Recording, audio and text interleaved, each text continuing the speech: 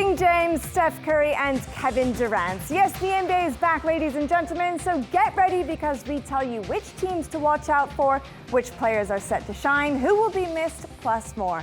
I'm Semra Hunter, and it starts right now on this special edition of Beyond the Game.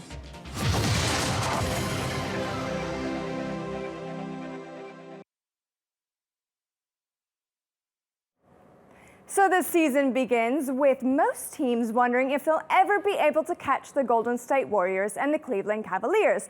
But what if you've never watched basketball before? What if you don't know who to support and what players to look out for? Well, fear not. Our sports reporter Lance Santos doesn't know much either, so we gave him some homework to get you and himself ready for an unmissable season ahead. So the producers at Beyond the Game decided to send the most unbasketball type reporter down to find out why you should watch the NBA. Time for a bit of research. And they told me the best way to learn is to hit the court. Well, it's not the Boston Garden, but hey, it'll do.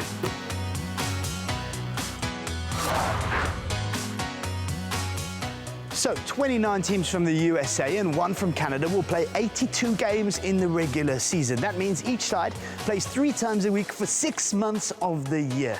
So, grab the popcorn, get ready, because there's a whole lot of basketball coming your way.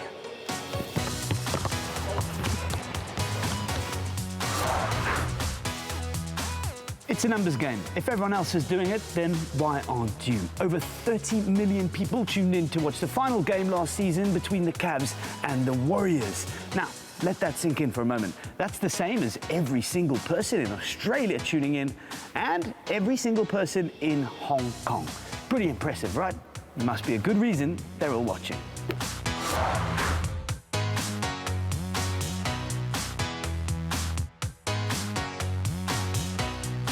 Well, William Shakespeare's not around to appreciate true modern-day greatness, but if he was, you can bet he'd say it's these guys, LeBron James and the Cleveland Cavaliers. Nobody gave them much hope going into the series final against the all-conquering Golden State Warriors, and at one point they were 3-1 down.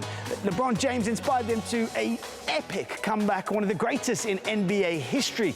Can they do it again this season? And there's a grudge match straight away in December between the Cavs and the Golden State Warriors. Well, Steph Curry, the guy's an absolute marksman from the three-point range, which is around here on the basketball court. Now, Super Steph scored 126 more points than anybody else has ever scored in NBA history. The guy got 402 shots in with a 42% accuracy. So that means almost every other shot is going in. Steph can score from here. He bangs them in from here. It's bread and butter from here. Probably even score all the way out here.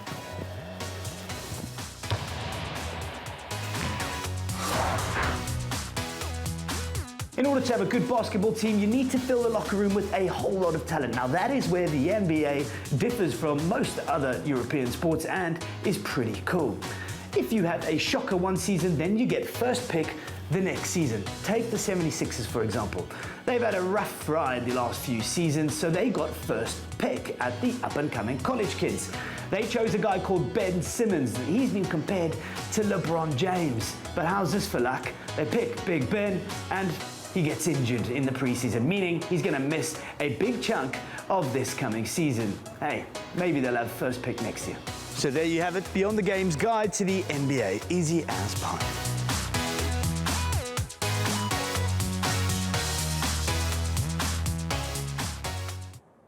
I wonder how many times it actually took Lance to land that shot. But on to serious business, and the Turkish league is one of the best in Europe. This means that the clubs can, and often do, attract players from the NBA. Take Earl Clark from Beşiktaş, for example. We met the American power forward, and he was more than happy to talk about what is known as the best basketball league on the planet.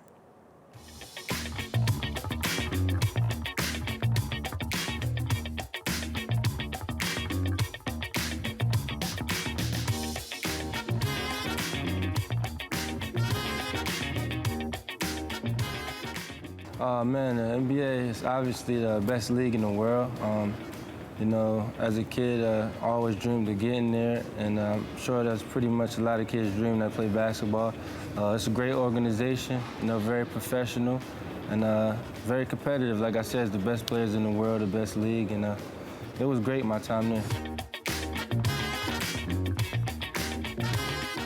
My best moment in the NBA is just playing for the Lakers, you know, one of the best organizations in NBA history. You know, playing alongside Kobe Bryant, you know, hearing my name in the starting lineup, you know, in the Staples Center, getting the opportunity to play and show my talents, and that's the most fun I had playing in the NBA. Probably was on the Lakers. I would say on top of my head, the Warriors, obviously Cleveland, well, with Kyrie Irving, LeBron, JR, those guys are exciting. I like the Timberwolves. They got a young, you know, great team. Yeah, those are teams that I, you know, like to watch. I like to watch Westbrook, you know, see him without Durant. He's obviously going to get, you know, more opportunities to do what he do, you know, and those are teams that I think that'll be exciting.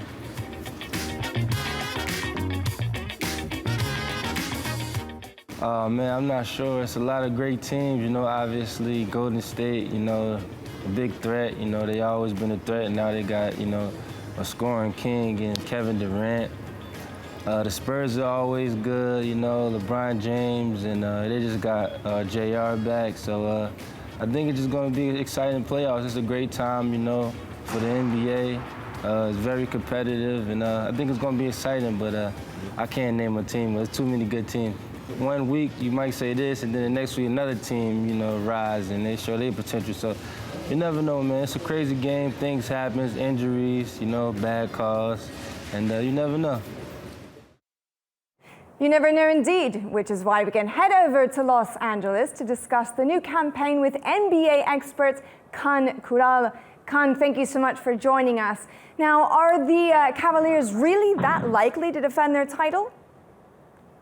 Well, I think they're the second most likely team to take the title, because the Golden State Warriors, even though they lost last year, just lost on the seventh and final game. They were leading by 3-1, and their star point guard, Stephen Curry, was somewhat injured. And now they've added one of the premier players, I mean, one of the top 3 players in the NBA, in Kevin Durant.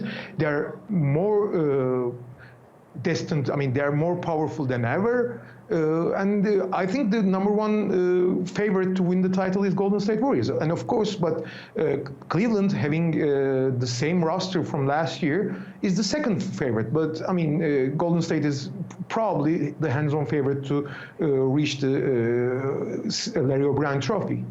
Well, you beat me to the punch there. I wanted to ask you about Kevin Durant and the addition to the Golden State Warriors, because there is debate as to whether this will actually hurt them or help them, depending on how well he gels with the team. So I take it that it's your opinion that it will actually strengthen them, as you said? Yeah, definitely. Sometimes when you collect a bunch of stars, their talents overlap each other. In the first year in Miami Heat, when they brought together Chris Bosh, LeBron James, and Dwayne Wade, LeBron and Wade had to separate their games from each other. But Kevin Durant is a special case. He just fits in just perfectly, because he's replacing Harrison Barnes in the first team, in the starting 5, and he does everything Harrison Barnes does, but at a much higher level. So there is no overlapping of talent. There is no and the team, as a chemistry-wise, just without egos, they can get along very well. I think this is a match made heaven. I mean, talking about these multitude of stars, sometimes they can't get along, either technically on the court or psychologically off the court. But this is like the greatest marriage ever in a high-level sports scene. Okay, well, there's also been talked about the salary cap and the change with the NBA very, very quickly. In your opinion, how is this increase going to affect the NBA? Well, because of the new TV agreement, the salary cap jumped like 30%. And in the next year, it will jump another 15%. So the average team salary that they can give to the players will reach like $110 million yearly, which is, as you consider, there are 30 teams, which means like $3.5 billion just in players' salaries. And what will this affect?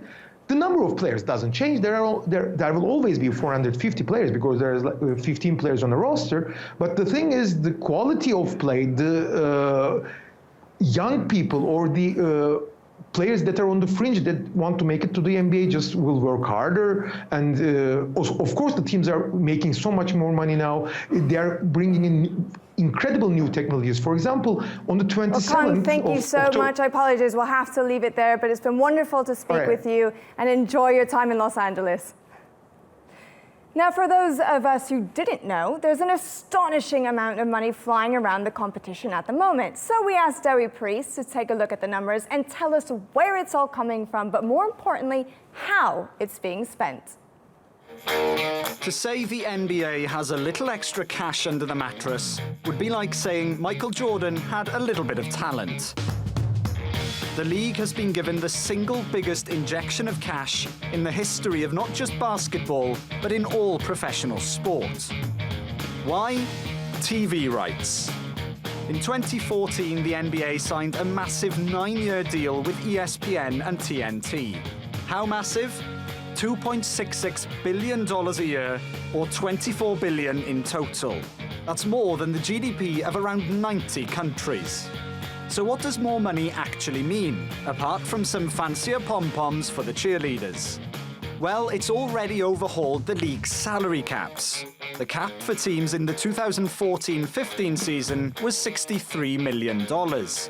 Last season, that grew to $70 million. Now, that cap is increasing by 35% to $94 million. For 30 teams, that means a combined salary cap in the NBA of just under $3 billion. And guess what? The following season could see the cap raised to $107 million. As you can imagine, players are cashing in, but not necessarily the ones you'd have expected. The new cap has only really benefited players who were free agents when this year's window came round. Like Miami Heat's Tyler Johnson. He was previously on a 2-year deal worth just over $1 million. Now, he's on a 4-year, $50 million contract. He must have had a breakthrough season, right? He only started 7 games last year. And the biggest ever contract in the history of the NBA was signed this offseason.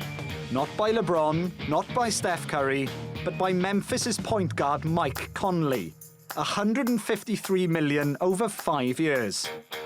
Suddenly you feel sorry for the league's first ever unanimous MVP, Steph Curry, who's only on $11 million a year. But what could prove to be even more dramatic is the effect the salary cap could have on European basketball.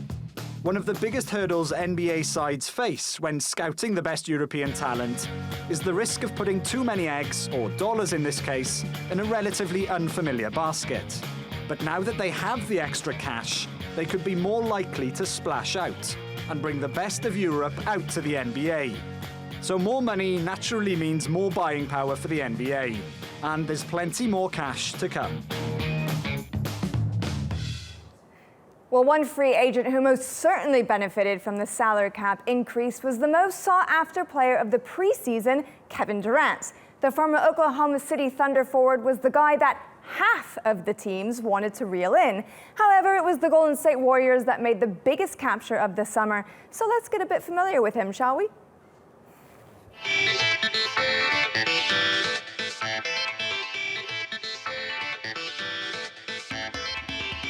They were open and honest about who they were, and it drew me towards them, and here I am.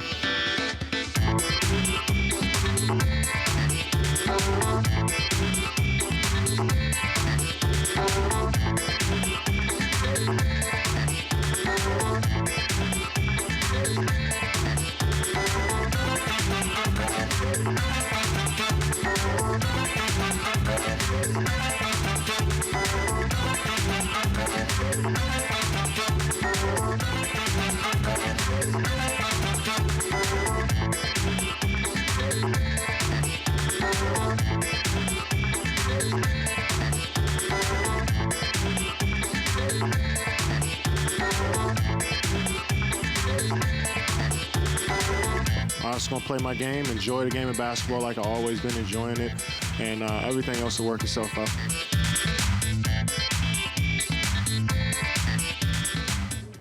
Let's hope for his sake that it does. Okay, quick break, but here's what's up next.